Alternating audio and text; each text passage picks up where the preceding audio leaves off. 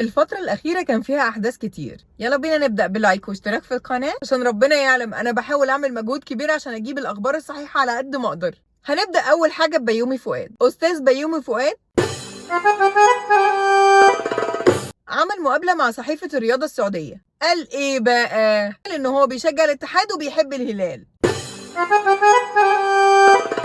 وإن الدوري السعودي بقى من أقوى الدوريات في الفترة دي. ثانية واحدة بس كده يا أستاذ بيومي، هو مش حضرتك كنت أهلاوي باين؟ هو حضرتك من إمتى بتشجع الاتحاد؟ احنا مش بتوع فلوس اقسم بالله. عشان كده. يا أستاذ بيومي كفاية، مستقبلك في مصر بيروح في 60 داهية. يسيب بقى ونروح كابتن رضا عبد العال هل علينا بتصريحات جميلة الصراحة. ما تيجوا نشوف. بداية طبعا بشكر كل جماهير نادي الزمالك العظيمة المحترمة، عمرهم ما عملوا حملة ملهاش لازمة زي دي.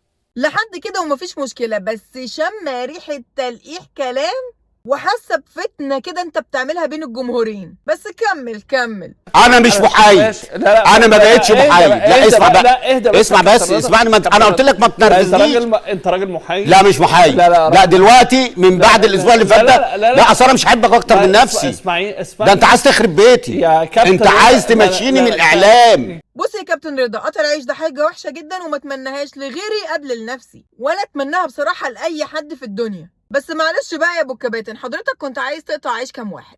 طبعا حضرتك مش هتفتكر مين ولا مين. طلعت اتكلمت وحش على موسيماني اللي اخد 6 بطولات وبرونزيتين مع الاهلي، وطلعت اتكلمت على كولر وحش اللي اخد برضه 6 بطولات وبرونزيه مع الاهلي، وطلعت اتكلمت على امام وحش جدا. ويا ريت حضرتك بتتكلم عن فنيات، ده حضرتك بتقول وشه حلو ووشه وحش وكلام كده غريب، كلام بعيد عن الكوره اصلا. مش بس مدربين الاهلي اللي مسلموش منك، لا ده كمان مدربين الزمالك. طلعت اتكلمت وحش على اوسوريو واتكلمت وحش على فيريرا، هو اخد مع الزمالك 4 بطولات ومحدش سلم من كلام حضرتك خالص، لا اهلي ولا زمالك ولا غيره.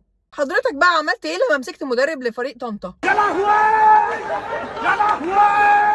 ولا بلاش احسن. كل دول حضرتك ما كنتش عايز تقطع عيشهم؟ ده حضرتك اكتر واحد بتطلع تنتقد الناس ومحدش سلم من انتقاد حضرتك. زي ما حضرتك بتطلع تنتقد الناس وعايز الناس تتقبل انتقادك، يا ريت حضرتك كمان تتقبل انتقاد الغير. وسيدنا محمد عليه الصلاة والسلام قال ايه؟ من لا يرحم لا يرحم. نيجي بقى للموضوع الثالث، دخول ياسر ابراهيم لقائمة المنتخب. طبعا مبروك يا ياسر، وانت تستحقها وكنت مثال اللاعب المحترم حتى في كلامك وتصريحاتك لما ما كنتش جوه القايمه. بس انا بشوف الموضوع ده بشكل تاني خالص. اسامه جلال وكوكا اتصابوا في تدريبات المنتخب قبل اي لعب خالص. هو ليه ما حدش بيسال ان الناس دي اتصابت ازاي وليه؟ مدرب الاحمال فين؟ والناس دي بتتدرب ازاي؟ بيتدربوا غلط ولا صح؟ ما حدش طلع اتكلم في النقطه دي خالص. عايزين نطمن على الناس اللي اتصابت، وكمان عايزين نطمن على المنتخب.